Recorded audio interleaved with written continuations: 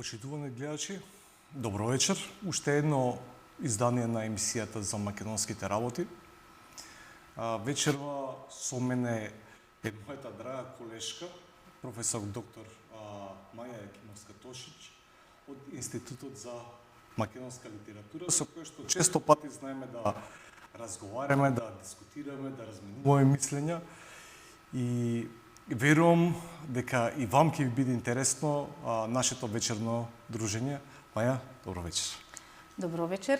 Особено ми е драго што избравме една тема за која предпоставам дека ќе најде на интерес и пред пошироката културна јавност. Така, темата за која што вечерва се одлучивме да зборуваме е Свети Кирил и Методи, но не нивните биографски познавање единици, туку европската културна рута. Што е тоа европска културна рута? Зошто се значајни светите браќа Кирил и Методи за Европа? Ке дискутираме малце понатаму во емисијата, за да дадем еден вовет за значењето на овие двајца солунски браќа.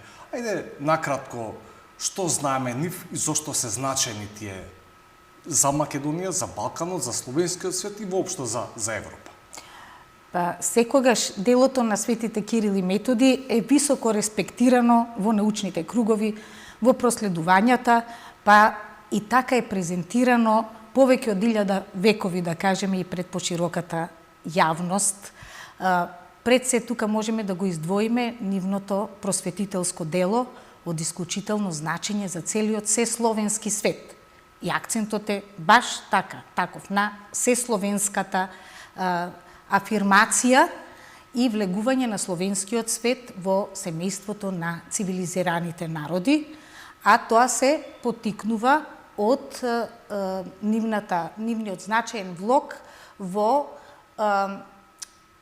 афирмирање на словенската писменост и култура, најнапред со инвенцијата на писмото, тоа е првичното писмо, глаголицата, кое што е оригинално дело на Свети Кирил филозоф, како и првиот превод на библиските текстови, на библиските книги. Секако тука се изборното Евангелие, изборниот апостол и псалтирот, па до крајот на својот живот Методи ќе го преведе и целата Библија. На тој начин се поставуваат и основите на старословенскиот јазик како еден нормиран јазик за сите словенски народи и затоа ја потенцираме најнапред тоа нивно сесловенско значење за целиот словенски свет, меѓутоа истовремено нивното дело е основа и за формирање на секој словенски национален идентитет оделно. Ова е мощно значено што го спомнавте, градењето на идентитетот. Сето ова почнува да се случува настаниве за кои што зборуваме, преводите, нивните мисии се во 9 век. Така е. Имаме хазарската мисија, имаме мисијата на Методи на Брегалница и на крај конечното заокружување на целиот тој процес на афирмација на словенската писменост завршува со Моравската мисија. Дали сум управа? Апсолутно. Значи, самите Кирил и Методи, како браќа, родени во градот Солун, од висок византиски род, имале исклучително поволни прилики за високо образование. Дел од своето образование ќе го стекнат во Солун, понатаму и во престижната Магнаурска школа.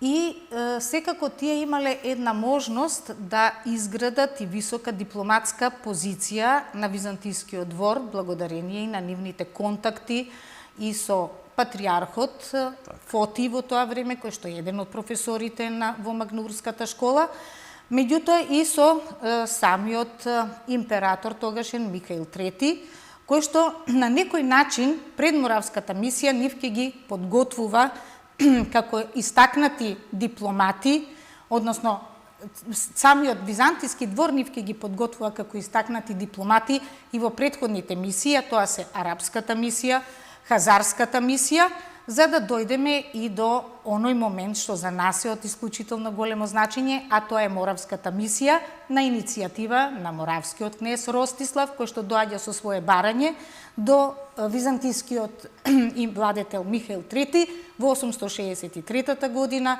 бара учени луѓе кои што ќе го шират христијанството на словенски јазик во Моравија. И тоа е еден момент кој што е исклучително важен од политички аспект за самата Византија, бидејќи таа бара партнер во Централна Европа, каде што и ќе воспостави добри духовни, политички, воени и културни контакти. И го прифаќа овој гест на понуда и ќе ги избере секако солунските браќа Кирил и Методи за да ја изведат оваа мисија сред моравските соловени. Значи, не станува збор само за една, да кажеме, строго културна дејност, туку нивната дејност, како што кажавте, опфаќа повеќе аспекти. Тука има и дипломатија, значи, опфатени се сите тие аспекти кои што една силна држава се обидува да ги прошири своите граници на влијание. Сега нас ни одговарало на словените, на словенскиот свет им одговарало да прифатат азбука кој што е строго наменета за словените. Да, за потребите на оваа моравска мисија, значи мора да има една голема подготовка која што подразбира превод на богослужебни текстови, а прво устројство на азбуката, а тоа е глаголицата, не случајно го истакнавме овој момент како извонредно значаен, бидејќи самата глаголица представува оригинално инвентивно дело на Свети Кирил филозоф, познатиот полиглот кој што ги знаел искуствата и од другите азбуки, од другите јазици. Меѓутоа се приклонувал и кон фонетскиот принцип конкретно на словенскиот јазик и на тој начин изградил едно така наречено иконично писмо кое што нуди една длабока символика прикажувајќи ги христијанските символи и согласувајќи го или усогласувајќи го своето познавање за инвенција како измислувајќи еден нов графиски систем кој што е во една полна поврзаност со фонетските принципи или особености на словенскиот јазик. Значи, тука нема случајности и во самите символи на азбуката, самите графеми, да ги кажеме, нема тука случајности, туку тоа се... Тие изразуваат три главни символи на христијанството, тоа се крстот, триаголникот и кругот. Значи, ако добро ја погледнете глаголицата, многу добро ќе ги забележите овие символи, умешно вградени во секоја од буквите и затоа и академик Петар Илиевски го нарекува иконично писмо за визуелна евангелска проповед. Тоа е еден од аспектите кои што се од исклучително значење за одвивање на моравската мисија или придобивките. Понатаму, вториот момент е морало да се направи превод на библиските текстови од византиско-грчки на словенски јазик и на тој начин тие како извонредни познавачи и на словенскиот јазик за своја основа ќе ги земат говорите од околината на Солун и ќе ги вградат во старословенскиот јазик на кој што и ќе ги направат првите преводи на најзначајните библиски книги, за да до крајот на својот живот, 885-та, се преведе и целата Библија од византиско-грчки на старословенски јазик. Фантастичен успех е тоа за еден нов, да кажеме, кодифициран јазик. Да. И нешто што не доведува до една точка која што исто сакам да ја спомениме, моравската мисија се одвива на територијата на денешна Словачка и Чешка, така. И ние во една нашите академски стручни патувања воспоставивме како Институт за македонска литература блиски контакти со словачките универзитети со словачката научна јавност и одржавме две научни конференции. Едната беше кај нас тука во Македонија, во Охрид, втората беше во Нитра. Да. Од каде потекнуваат, сосема накратко да ни кажете за овие наши македонско-словачки врски? Она што нас најнапред не обединува со словачките научни кругови е секако делото на светите Кирил и Методи. И од 2008-та фигурира еден договор помеѓу двата универзитети, тоа е Универзитетот Свети Константин филозоф во Нитра и Универзитетот Свети Кирил и Методи во Скопје. И од тогаш почнуваат реално да се остваруваат овие меѓусебни соработки на планот на организација и на научни, билатерални две конференции, што е од исклучително голема важност тоа да го потенцираме. Меѓутоа и на поединечни учества, ние кај нив на нивните симпозиуми тие доаѓаат на нашите. Направивме и два проекти со словачките научни кругови, како монографски проекти, културата на земјите во транзиција, како и етичките и аксиолошките вредности во литературата и културата на 20 и 21 век. Прекрасни издания. Да, тоа се две монографии кои што ги објавивме копартнерски со словачките универзитети, едниот од нив е Константин филозоф во Нитра. И ми се допаѓа ова прашање бидејќи првата билатерална конференција се одржа 2013 година, точно кога светот одбележуваше и славеше 1150 години од Моравската мисија. Јубилејна година. Јубилејна година. И ние ги поврзавме на некој начин двата главни пункта географски, тоа се и конкретно Нитра и Охрид, преку традициите кои што ги воспоставиле Кирил и Методи на теренот и на денешна Словачка и на Македонија. Ке спомнам само и нафрлам. И тоа надоврзување на дејноста, на изворните идеи на Моравската мисија, како тие понатаму своето најплодно тло го најдоа во Охрид, преку дејствувањето на светите Климент и Наум Охридски, во лицето на Охридската книжевна школа. И само ако може и за втората конференција, Абсолютно. поводот е повторно Кирил и Методи, а тоа е 1130 години беше одбележување од смртта на Методи во 2015-та. Еве сега сме 1140 години, ова година тековна е од смртта на Методи. И ние имаме едно задоволство овие одбележувања да ги направиме буквално со странскиот партнер, кој што е Словачка, затоа што Нитра се смета и за еден од главните стожерни точки од каде се одбивала и духовната дејност на Методи во лицето на Словенската Моравска архиепископија. Тоа се два прекрасни града, тоа спојување Охрид со Нитра, не преголеми, меѓутоа со длабоко, богато духовно и културно наследство.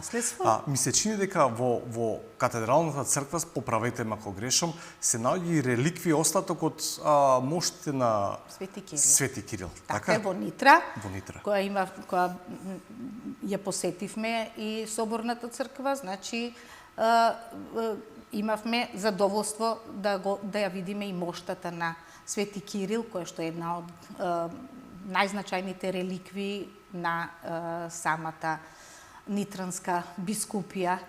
И ова многу го потенцирате, бидејќи од двете билатерални конференции тие не поминаа само на ниво на конференција, туку Институтот за македонска литература објави зборници заедно со Универзитетот Константин филозоф во Нитра и Филозофскиот факултет.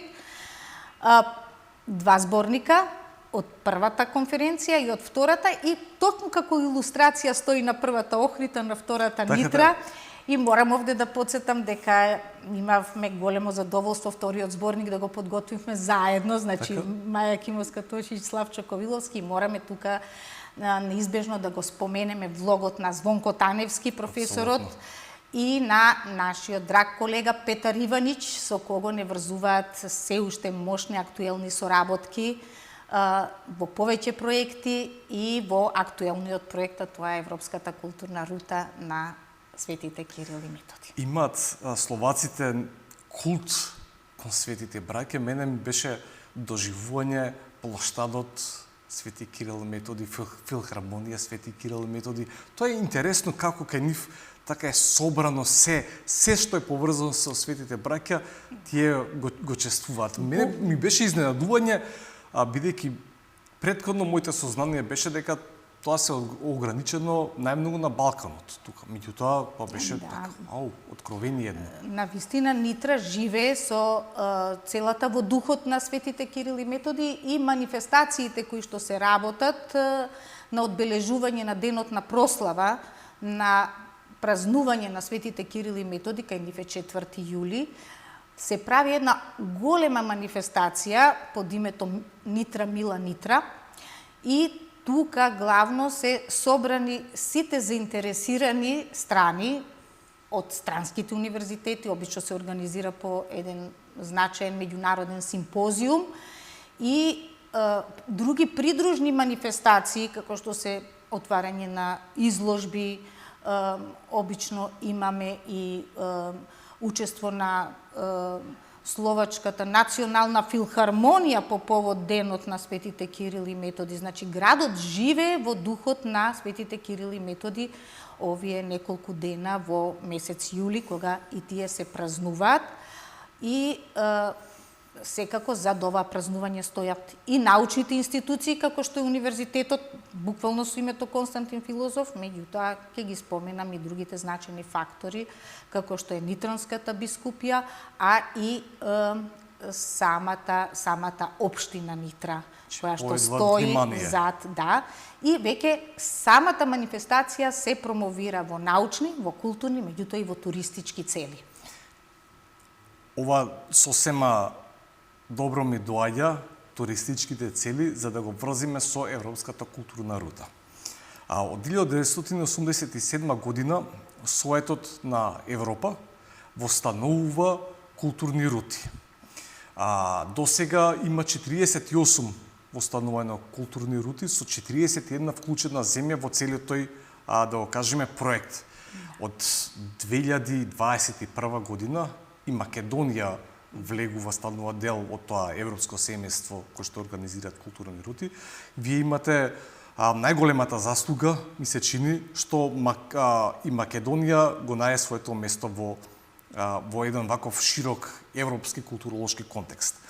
Сега да почнеме малце да дискутираме, да ни објасните како се случи целиот овој проект со европските културни рути, Европската културна рута на Кирил и Методи. Така гласи именувањето, значи, на овој проект. Како се случи ние да влеземе воопшто тоа? Верувам дека не е така едноставен процес, сепак се бараат некои критериуми.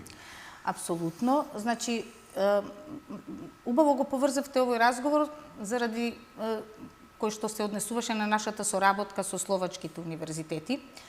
Самиот проект Европската културна рута на Кирил и Методи се востанови 2013-та.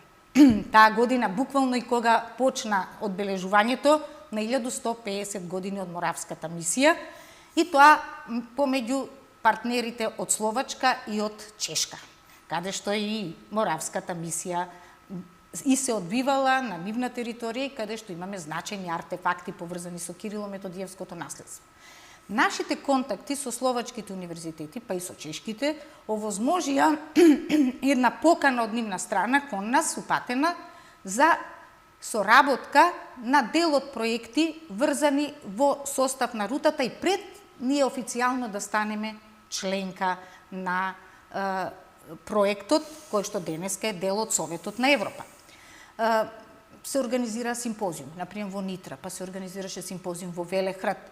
Ние како институт, и преку наши поединечни членови, земавме учество на овие симпозиуми.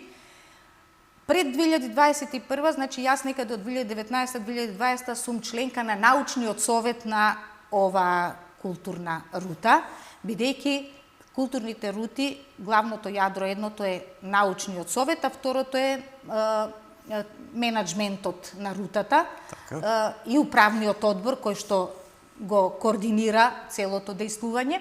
Меѓутоа, од исклучително големо значење е што преку Министерството за култура и туризам Македонија од 2021 изванично стана дел од европскиот проект за културните рути, а како дел од тоа и нашата рута посветена на Кирил и Методи стана партнер со европските институции како дел од Советот на Европа и посебно признание одавам и до Министерството за култура и туризам, кое што и го мотивира дејствувањето во склоп на Советот на Европа, не само проектот посветен на Кирил и Методи, туку ние партиципираме и во два други проекти. Едниот е за винската рута.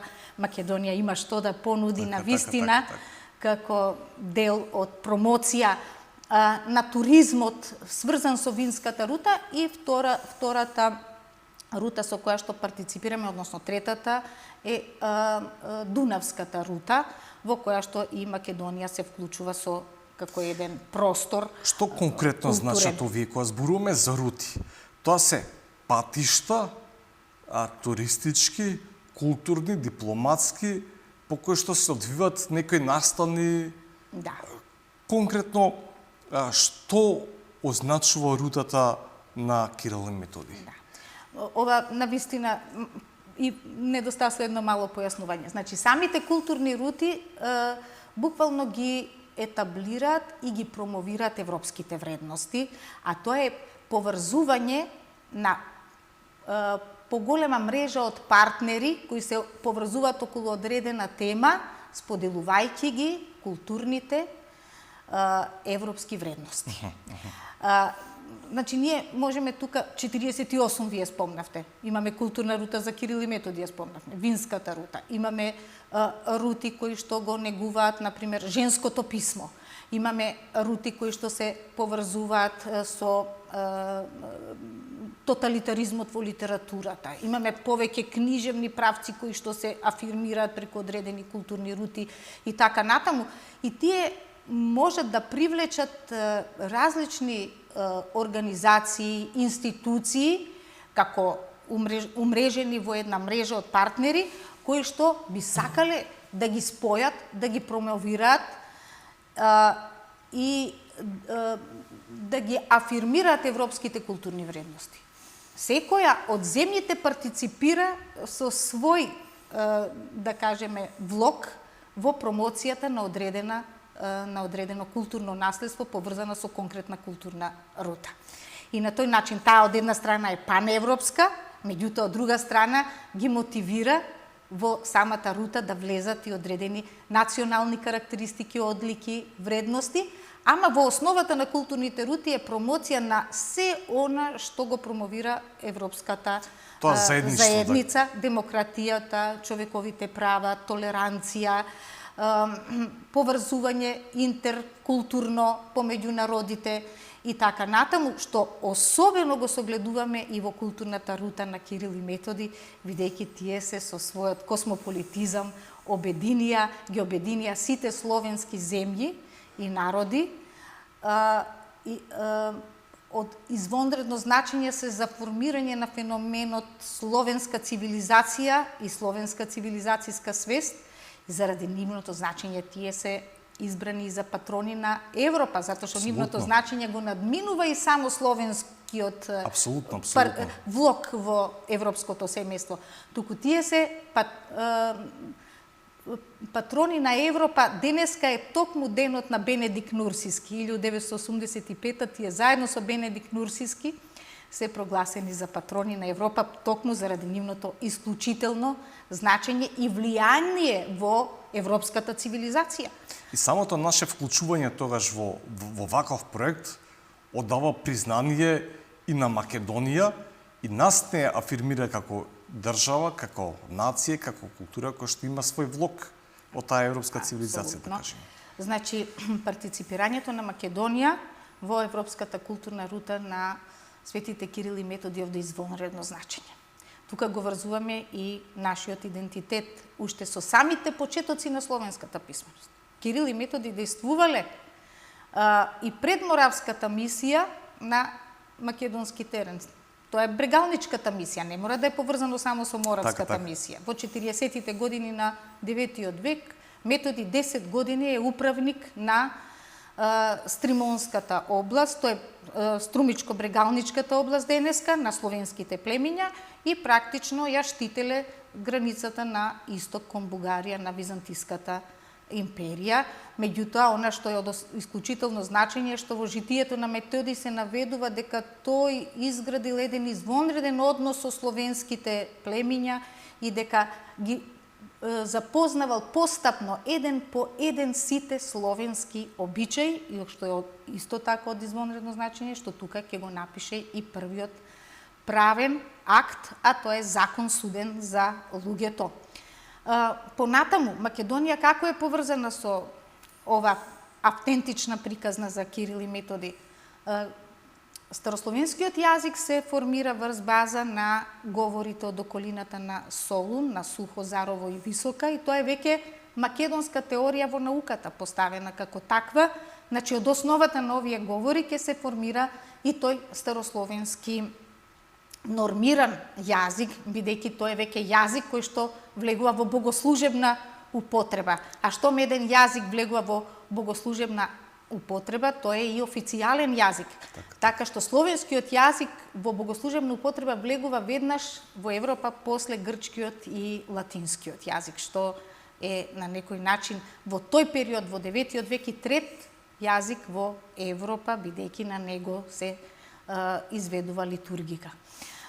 И тука е огромното значење исто така на Кирил и Методи. Второто значење на Македонија, кое што е, повторно ќе повторам, извонредно во однос на дејствувањето на Кирил и Методи, е таа трансферзала која што ја врзуваме после разгромот на Моравската мисија, после смртта на Методи, 6 април 885, дел од најзначајните ученици на светите браќа се враќаат токму во Македонија, во Охридската книжевна школа, ќе формираат цел еден духовен и културен центар, каде што ќе ги негуваат изворните идеи на Моравската мисија. А тоа е доследно и ќе ја применуваат глаголицата во писмена употреба.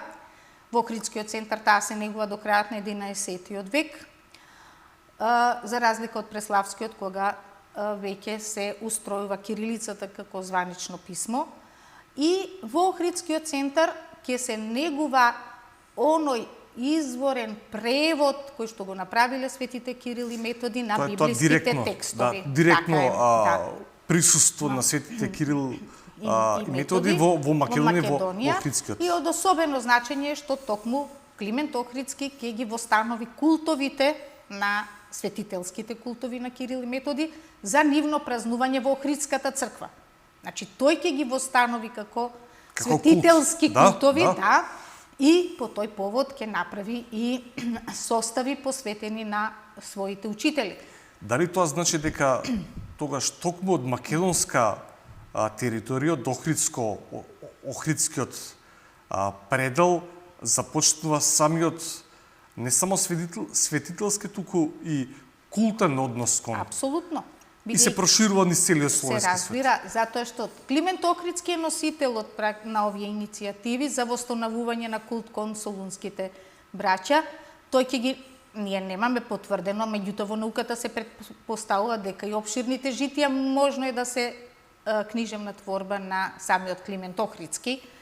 Понатаму тој ги пишува службите, едната посветена на Кирил, втората посветена на Методи, го пишува похвалното слово за Кирил, похвалното слово за Кирил и Методи. И овие книжевни состави практично го восстановуваат култот на словенските светители Кирил и Методи, и тој одраз понатаму ние го гледаме и во книжевната практика, меѓутоа и во фреско живописот, особено во црквите во Охридскиот и Преспанскиот регион. Едни од најстарите во светот се портретите буквално на Кирил, најверојатно на Методи, на Климент Охридски во катедралната црква Охридска Света Софија, и од 1191-та прекрасните нивни изобразени портрети и фигури во црквата во Курбиново, во Преспа. Фасцинантно е колку еден човек, двајца луѓе, тројца, значи како индивидуалци, можат да влијаат врз околината и да го понудат своето знање, несебично да го споделуваат. Јас секој се водушувам од такви силни, да кажам, енергии, луѓе со силна верба, значи те се едно словени, меѓутоа со силна верба христијани во Бога. И цела таа канализирана енергија да се успее да се направи еден таков потват, да се направи азбука од ништо, да се оди да се промовира сето тоа низ светот, тоа е подвиг какво што ретко се случува и не знам дали во иднина може да се случи така нешто. Да, апсолутно, и ова нивна активност во голема мера е поддржана од двата големи центри. И од Константинопол во тоа време и од Рим. Бидејќи самите книги се официализирани званично при богослужбите во познатите римски цркви. Што е многу интересно, бидејќи двата центри се наоѓаат во посредство на папата. Значи папата лично присуствува на тие високи чинови во кои или при кои се богослужува на словенски јазик. Се знаат и црквите во кои што се одвивала богослужбата, особено црквата Санта Марија Маѓоре, црквата посветена на светите апостоли и така натаму. Значи, званичното официализирање на старословенскиот јазик се случува и со благослов и на папата, меѓутоа, бидејќи тие се мисионери пратени од Константинопол, апсолутно во исто време мисијата е поддржана од двата најзначајни христијански центри во тоа време во Европа во 9 век. Што не знам дека така често се случувало. Напротив, спомнав дека тој постојан судир помеѓу папството, да кажем, и православието, Цариград со Рим, цело време се наоѓаат по некои точки за судир, а овдека имаат заеднички интерес промовирање. Затоа и ние ги викаме дека тие се, односно ги именуваме дека се еден помирителен спој помеѓу двата остри ривали. Значи, нивното действување буквално така е и со таква една синтагма може да се опише и во науката. Кои, освен Македонија, кои други земји влегуваат во оваа рута? Па, во моментов членуваме 10 земји. Пред се иницијаторите на рутата, тоа се Чешка и Словачка. Седиштето на рутата, морам да истакнам дека е во Злин, поддржувач на таа канцеларија, која што сите не обединува и која што не менаџира сите како земји партнери и како институции партнери, е поддржана од Злинскиот регион, каде што и менеджмент тимот и каде што и секретаријатот на действување. Јас можам да кажам дека ние имаме извонредни односи со оваа канцеларија во Злин и особено сакам да ги подвлечам и раководителите. Тука е директорката Зузана Војтова и председателката, chairperson, тоа е Дана Данова. Меѓутоа и проект менаџерите Мартина Јанохова и Мартин Петерка, кои што еве во моментов сега на официјалната страна на рутата даваат една промотивна, вложуваат една промотивна кампања, така да ја наречам, за охридските цркви. Тоа се Свети Наум и Свети Пантелеймон на Плаушник. Значи, во моментот можете на тој веб-сайт да видите како еве Злинската канцеларија во моментот воопшто Злинската канцеларија на официјалниот сајт, така, затоа што ние во моментот ја подготвуваме и Генералната асамблеја во Македонија. Меѓутоа да се надоврзам кои се земји членки сме во рутата. Значи тоа се Словачка и Чешка, како што ги напоменав, Словенија, Хрватска, Унгарија, Италија, Полска, Македонија, Бугарија и Грција. Во моментот сме тие. Тоа не значи има и несловенски земји кои што имаат свој интерес за партиципација во ваков проект. Овој проект практично обединува 5000 километри автентична рута на светите Кирил и Методи. Тие тргнуваат, нели, од Солун, меѓутоа еден важен дел од нивниот живот се одвива и во Рим. Така што воопшто градот Рим во моментот партиципира во европската рута на светите Кирил и Методи. Од Македонија морам да ги потенцирам и институциите. Значи, ние од 1 декември 2023 влеговме во овој проект, а тоа сме Институтот за македонска литература при Универзитетот Свети Кирил и Методи и Универзитетот за старословенска култура од Прилеп и веќе навистина чиниме доста на овој план на афирмација на Кирило-Методиевското наследство, кое што е дел од македонскиот простор, меѓутоа и кое што апсолутно сакаме да му дадеме и една европска димензија, направејќи го атрактивно и за посетители, туристи и од европските земји или нудејќи го како еден туристички мощен значаен производ и до европските заинтересирани страни.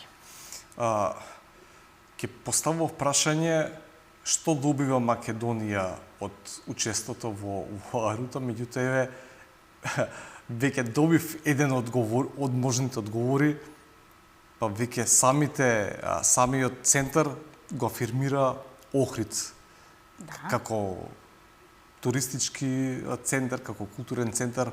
Осем тоа, значи, таа афирмација туристичка добива ли нешто Македонија плюс или ќе се ограничуваме само на туризам?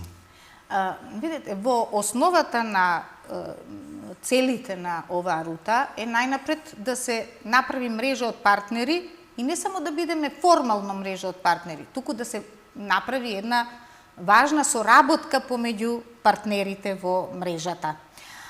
Се она што е значајно, а се однесува на културното наследство, на реалните артефакти, некои буквално создадени во периодот или во времето на Кирил и Методи, некои создавани во текот на историскиот растеж на идејата за значењето на Кирило-Методиевското наследство, наоѓаат една извонредна можност за промоција на еден поширок, можне верзиран европски, да го наречем, културен пазар. Бидејќи самата рута подразбира и афирмација на туристички производ. Значи, културното наследство во моментот треба да биде атрактивно и како туристички производ. Рутата овозможува исцртување на мапа на најзначајните точки по кои што во одредена земја се движат Кирил и Методи и кои што при тоа се важни, афирмативни за посета од страна на заинтересирани страни. Тоа може да се ученици, студенти, научни работници, туристи, влюбеници во културниот туризам.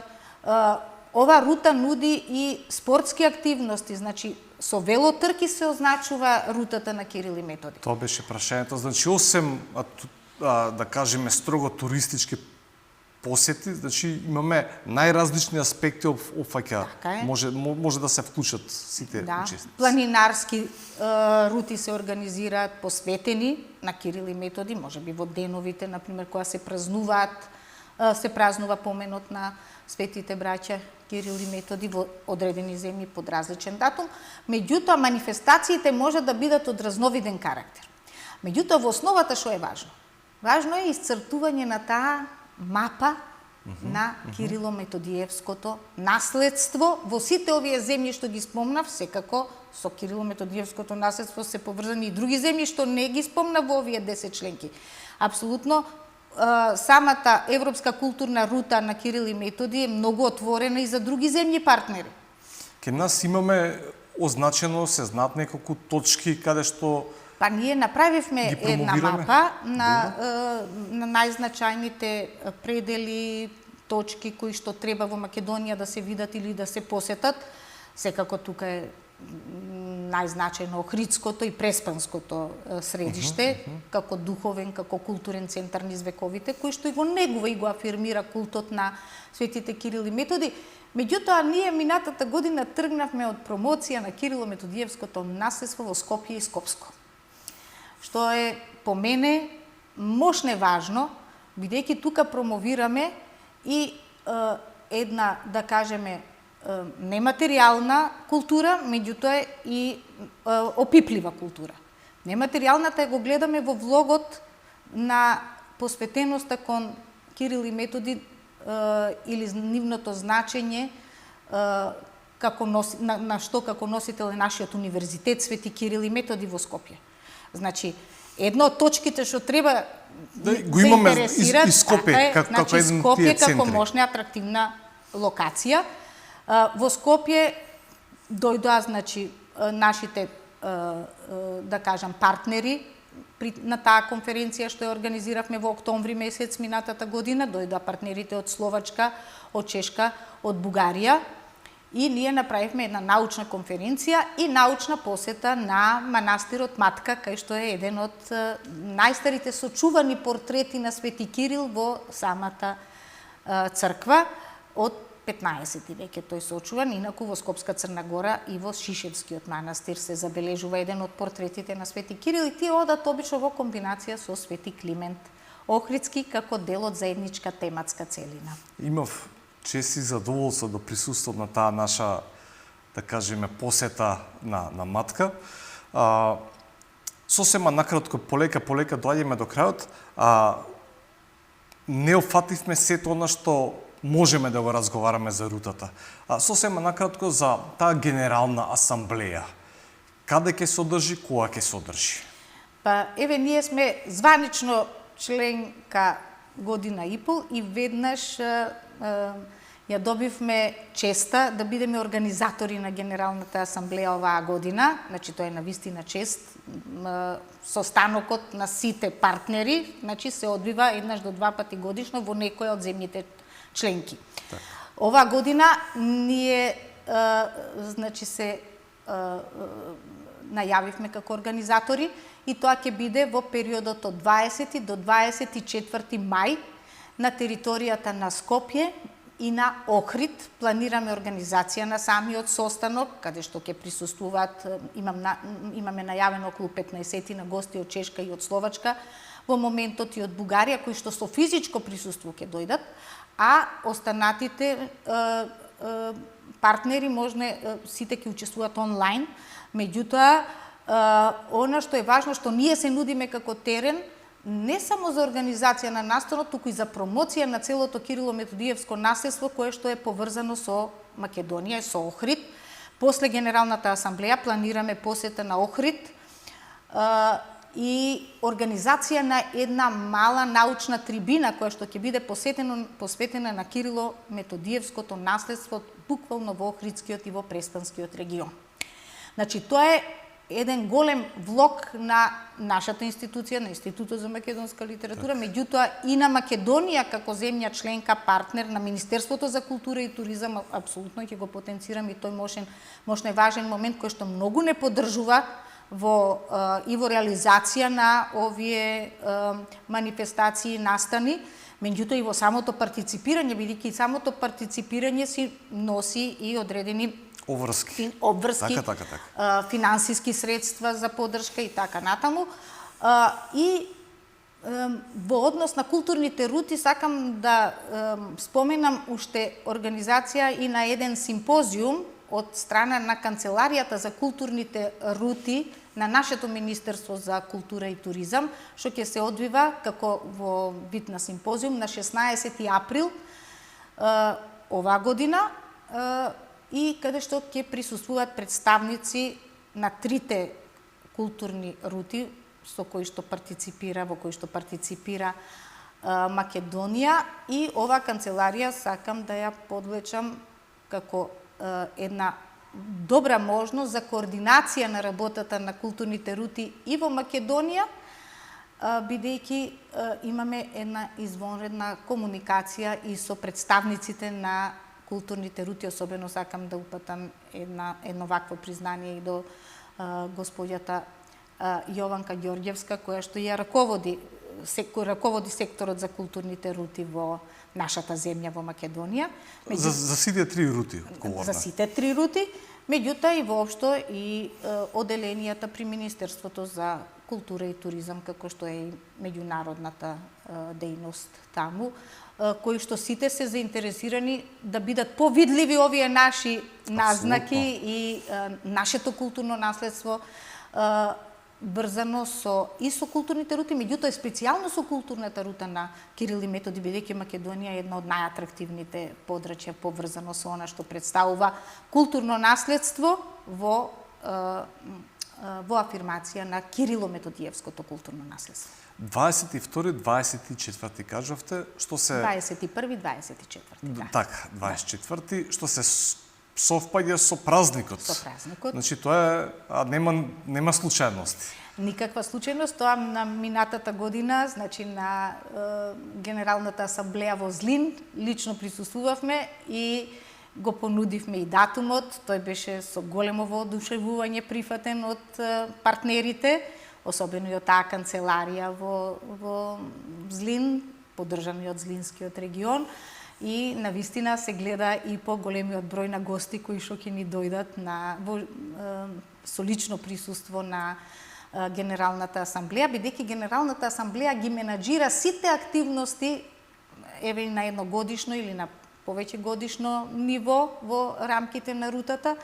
Особено сакам да потенцирам дека Европската културна рута на Кирил и Методи од 2021 е и со лиценца на Советот на Европа, што е еден знак за извонредност и за значење, што и Советот на Европа Тоа е препознаено, значи пошироко. На рутата и големите врски што можеби што на некој начин можат да се востануват и со научниот институт за културни рути со седиште во Луксембург. Минатата година тие организира прва една ваква интернационална научна конференција во Сантјаго де Компостела во Шпанија, каде што јас присуствував со колешката Сонја Стојменска Елзесер, и тука воспоставивме една извонредна комуникација и можност и нашиот универзитет Свети Кирил и Методи да е дел од оваа интернационална мрежа на културни рути. Добивме понуда и тоа ќе се реализира годинава. Самата асоциација нуди извонреден потенцијал за работа, за наша поголема видливост како средина, академска, културна, туристичка, која што треба да ја презентираме и пошироко сред европските партнери, и во склоп на нашата рута, меѓутоа и во склоп на состав на сите културни рути. Значи се работи, иако можеби на прв поглед вака науката не е толку атрактивна како некои други дејности, меѓутоа македонската наука и тоа како има значителен влог во афирмација на македонското културно наследство, во афирмација, па крајен случај можам да си дозволам да кажем и во афирмација на македонската државност, на македонското општество, за идентитетот, веќе не сакам да зборувам. Така што јас се надевам дека ќе имаме уште многумина ентузијасти, влюбени и влюбеници во пишаниот збор, во науката, кои што со благодарение на својата упорност успеваат да издействуваат убави работи за македонската наука и за македонската држава. И само тоа со културната рута сметам дека треба што почесто да се зборува, повеќе да се афирмира. Светите браќа Кирил и Методи повремено ние знаеме да ги подзабораваме или да ги ставиме понастран, меѓутоа благодарение на нив ние го градиме својот идентитет. Уште нешто да додадеш? Ова автентична приказна на Светите Кирил и Методи, апсолутно сметам дека е потребно секојаш да се навраќаме кон неа. Особено треба да биде инспиративна и за младите генерации. Бидејќи самото дејствување на Кирил и Методи во 9 век е еден пример за градење и на денешните европски вредности, како што се демократија, толеранција, градење на човекови права, взаемно почитување, афирмација на културни вредности и нивно надоградување и препознавање за споделување. Значи, тоа беше во основата на мисијата, на моравската мисија на Кирил и Методи. И тие се еден извонреден пример кој што ние постојано треба да го нудиме на младите генерации. Тоа е и неработен ден кај нас, 24 мај, значи празник голем на просветителството, на просветата, на писменоста, на образовниот систем. И сметам дека нашите млади последователи треба да ја носат во себе уште со раѓање приказката за Кирил и Методи и таа да биде пример на она што представува оформување на еден современ, модерен, образовен систем, меѓутоа и афирмација оделно на македонската култура и на македонската духовност. Маја, ти благодарам многу за вечераш, за тоа што ме удостои да бидеш мој гостин вечерва. Почитувани гледачи, тоа беше професор доктор Маја Јакимовска-Тошиќ од Институтот за македонска литература. Разговаравме за европската културна рута на Кирил и Методи.